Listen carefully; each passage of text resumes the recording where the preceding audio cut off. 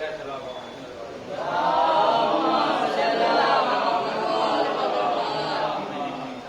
عزیزان ایمان، قرآن مجید کی بہت ہی مشہور و معروف آیت کہ جس میں یہ ارشاد رب العزت ہو رہا ہے کہ ان الدین عند اللہ الاسلام، کہ بے شک اللہ کے نزدیک کوئی دین ہے سوائے اسلام کے اور کوئی نہیں ہے. اگر نہ دیکھا جائے تو لوگ مختلف طریقے سے اس آیت کی تفسیر اور ترجمہ کرتے ہیں. یعنی کچھ لوگوں کا کہنا یہ ہے کہ بس اور بس اللہ کے نزدیک کوئی دین ہے سوائے اسلام. کچھ لوگ کہتے ہیں کہ دینوں میں سے اگر کوئی دین اللہ کو پسندیدہ ہے تو سوائے اسلام، جبکہ ایسا نہیں ہے. کوئی دین نہیں ہے سوائے اسلام کے. یہ جتنے ادیان جو ہیں یہ سب بات کی پیداوار ہے. جتنے ادیان یہ سارے ادیان بات کی پیداوار ہے. وگرنہ سب سے پہلے اللہ نے جس دین کو بھیجا وہ دین اسلام ہے. آدم سے لے کر خاتم تک جس نے جس دین کا پرچار کیا وہ صرف اور صرف اسلام ہی تھا، کوئی اور دین نہیں تھا. اور عزیزان ایمان، آج جس دین کے ہم ماننے والے ہیں، جس شریعت کے ہم ماننے والے ہیں، ہمیں یہ غور کرنا پڑے گا کہ ہم کس حد تک شریعت محمدی کو فالو کر رہے ہیں. میں ایک آسان سی مثال اپنے چھوٹے بھائیوں کے لیے دیتا چلوں. یاد رکھیے گا، اس کائنات عالم میں کوئی کامیاب نہیں ہے. اگر کامیاب ہے تو سسٹم کامیاب ہے. میں چھوٹی سی مثال اپنے چھوٹے بھائیوں کے لیے دیتا چلوں. مثال کے طور پر آپ ٹرین دیکھ لیجئے.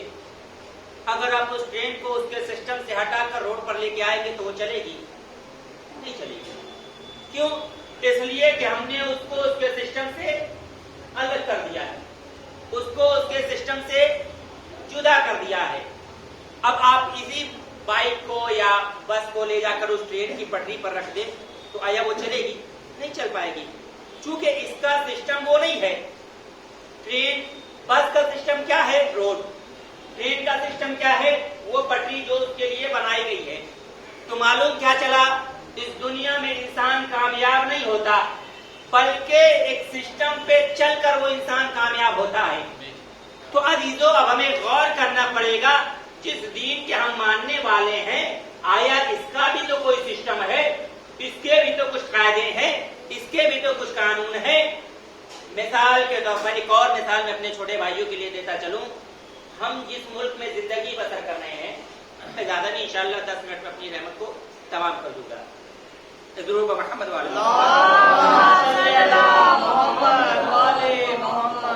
ہم جس ملک میں زندگی بسر کر رہے ہیں اس ملک کا نام ہے ہندوستان.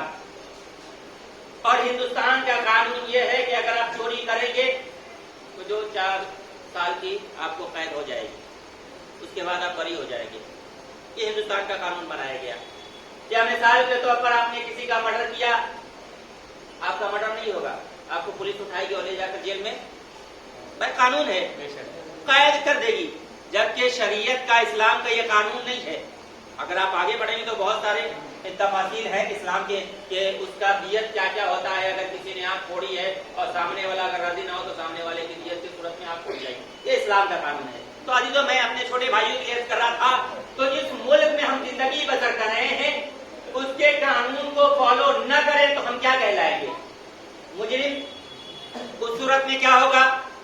پرشاسن آئے گی، ہمیں گرفتار کرے گی اور لے جا کر جیل میں ڈال دے گی، ہمیں قید کر دے گی. تو عزیزو، انصاف سے بتائیے، جس ملک میں زندگی بسر کریں اس کے قانون کو فالو نہ کریں تو ہم مجرم کہلائیں؟ تو جس دین کے ماننے والے ہیں اس کے قانون و قواعد پر عمل نہ کریں تو ہم بھی مجرم کہلائیں گے. ایک درود محمد اور یہاں کی صورت میں مجرم ہونے کی ضرورت میں قید میں ڈالا جائے گا. لیکن اگر ہم دین اسلام کے مجرم ہیں تو ہمارے لیے جیل نہیں ہے، ہمارے لیے جہنم کا دروازہ کھلا ہوا ہے. اگر کسی نے نیک عمل کیا ہے تو اس کے لیے جنت کا دروازہ کھلا ہے، اور اگر کسی نے غلط عمل کو انجام دیا ہے تو اس کے لیے جہنم کا دروازہ کھلا ہوا ہے. وہ انسان کے اوپر ڈیپینڈ کرتا ہے وہ کیا کرنا چاہتا ہے. آیا وہ نیک عمل کر کے خود کو جنت میں لے جانا چاہتا ہے یا برے عمل کر کے خود کو جہنم میں پہنچانا چاہتا ہے. محمد والے عزیزان ایمان، دین اسلام ایک ایسا دین ہے کہ جس میں کوئی زور و زبردستی نہیں ہے. یہ عقلی دین ہے. آپ اسے جانچ پڑتال کریے، اگر آپ کو پسند آئے تو ایکسپٹ کریے. ہاں، جب ایکسپٹ کر لیں گے دین اسلام کو تو پھر دین اسلام کے قانون آپ کے اوپر لاگو ہو جائیں گے. اب آپ کو صبح کی اذان ہو تو نماز پڑھنا ہی پڑھنا، نہیں پڑھیں گے تو مجرم کیا لائیں گے. ماہ صیام آئے، روزہ آپ کے اوپر واجب ہو جائے گا. اب تک کوئی زور زبردستی نہیں تھی. اسلام میں ایسے بھی کوئی زور زبردستی نہیں ہے. کچھ لوگ کہہ دیتے ہیں بھائی ہم اس لیے روزہ نہیں رکھتے، اسلام میں تھوڑی نہیں زور زبردستی ہے. ہم نماز اس لیے نہیں پڑھتے، اسلام میں تھوڑی نہیں زور زبردستی ہے. کب تک زور زبردستی نہیں تھی؟ جب تک آپ دین اسلام کو فالو نہیں کر رہے تھے. آپ نے جانچ پڑتال کیا. آج بھی اسلام کہتا ہے اگر آپ کو دین اسلام پسند نہیں ہے تو جاؤ دنیا میں ادیان کو دیکھو، تلاش کرو، جو دین لگے کہ ہاں یہ دین حق میں اسے ایکسپٹ کرو. اسلام یہ تھوڑی نہیں کہہ رہا ہے نہیں آپ نے اسلام کو قبول کر لیا تو نہیں ماننا ہے. عقلی دین ہے. اگر آپ نے اسے عقل سے ایکسپٹ کیا ہے تو عقل سے اسلام کے قانون پہ عمل کرنا پڑے گا.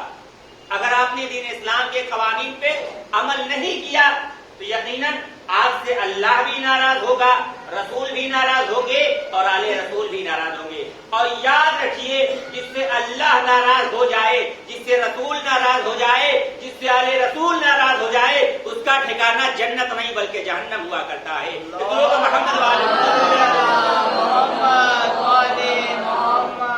بس عزیزوں، میں نے اپنی باتوں کو سمیٹا تو 1,24,000 انبیاء آئے کہ جنہوں نے دین اسلام کا پرچار کیا، جنہوں نے دین اسلام کے احکامات کو پہنچایا، اور ان سارے احکامات کو سیف کرنے کے لیے، محفوظ کرنے کے لیے اللہ نے 12 اماموں کو رکھا.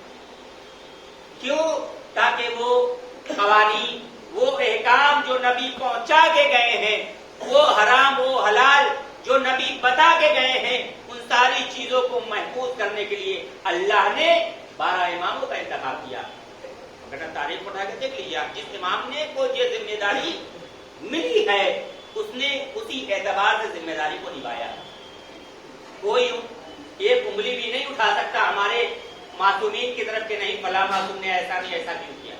نہیں عزیزو، معصوم وہی ہوتا ہے کہ جس سے کبھی کسی طرح کی کوئی خطا اور غلطی نہیں ہوتی. اور عزیزو، کیوں نہ معصوم کی عظمت تاریخ اٹھا کر پڑھیے. وقت نہیں ہے کہ میں آپ کے سامنے پوری تفصیل بیان کروں. اور اسی دین کو پہنچانے کے لیے عزیزان ایمان اللہ نے 1,24,000 انبیاء کا انتخاب کیا اور 12 اماموں کو رکھا تاکہ دین کے قوانین کو محفوظ کیا جا سکے. اور وہ سارے قوانین جو بعد از نبی یزید نے چاہا کہ اسے مٹا دے، حلال محمدی کو حرام میں تبدیل کر دے، حرام محمدی کو حلال میں بدل دے، لیکن عزیزان ایمان ائمہ تحریر نے ایسا نہیں ہونے دیا. امام حسین اس شان سے اٹھے، مدینے سے اس شان سے اٹھے کہ جس دین کو میرے نانا نے 23 سال میں مکمل کیا ہے، جس دین کو میرے نانا نے مصیبتیں، صعوبتیں، تکالیف سہ کر پھیلایا ہے، ہم اس دین میں کسی طرح کی بھی تبدیلی نہیں آنے دیں گے. یزید یہ چاہتا ہے کہ دین اسلام کے اندر مخلوط بہت ساری چیزیں ملا دی جائے، لیکن ارباب اعضاء حسین نے اثر نو کربلا کے میدان میں اس دین کو مکمل کیا ہے. 23 سال میں مکمل نہیں کیا ہے، 23 گھنٹے میں مکمل نہیں کیا ہے، بلکہ کچھ گھنٹے میں امام حسین نے اس دین کو اثر نو تکمیل دی. اور اس کے بعد کربلا کے بعد تاریخ نے لکھا، کربلا کے بعد کسی بھی امام کو جنگ کرنے کی ضرورت نہیں پڑی. کیوں؟ اس لیے کہ امام حسین نے جنگ کے حالات کو بدل دیا. 2 شخصیتوں کا اہم کردار رہا ہے بعد از کربلا، جناب زینب اور جناب سید سجاد. یہی وجہ ہے کہ شاعر نے بڑا پیارا شعر کہا کہ اس دبدبے سے فتح کیا روم و شام کو، حکم جہاد پھر نہ ہوا نو امام کو. حکم جہاد भेजना हुआ 9 इमाम को। बस अरबाबेदा मैंने फिर रहमतों को समेटा। तारीख शाहिद है कि 9 इमामों ने कभी भी जंग नहीं उठाई। आप पूरी तारीख उठा के पढ़िए, वक्त नहीं है कि मैं आपके सामने पूरी तफसील बयान करूं। बस अरबाबेदा ये वो अय्याम हमारे दरमियान से आहिस्ता आहिस्ता गुजर रहे हैं और वो दिन भी दूर नहीं है कि जिस दिन हमारा और आपका पहला इमाम इसी माह सयाम में रुखसत होगा। अरबाबेदा आज 10 रमजानुल मुबारक हमारे दरमियान से गुजर चुकी। जनाबे ज़हरा के दिल से पूछिए कि उन्होंने अपनी माँ की मुसीबतों को किस तरीके से बर्दाश्त किया होगा। अरबाबेदा 10 रमजानुल मुबारक के जिस दिन जनाबे खदीजा मलिकतुल अरब की वफात हुई है, शहजादी ज़हरा के दिल से पूछिए जब माँ इस दुनिया से रुखसत हो रही होगी, अरबाबेदा कोई ज़हरा के दिल से पूछे कि ज़हरा के दिल पे क्या गुजरी होगी। अरबाबेदा ज़हरा ने यही तसव्वुर किया होगा, ऐ माँ आप तो हमें छोड़कर जा रही है, लेकिन अम्मा वो वक्त को कैसे मैं बर्दाश्त करूंगी कि जब नबी के कलमा गो, जब मेरे नाना के उम्मती बाद वफाते नबी यही वो मुसलमान होंगे कि जो दरवाजे में आग लगाएंगे और जलता हुआ दरवाजा मेरे पहलू पे गिराया जाएगा। मोहसिन बतने मादर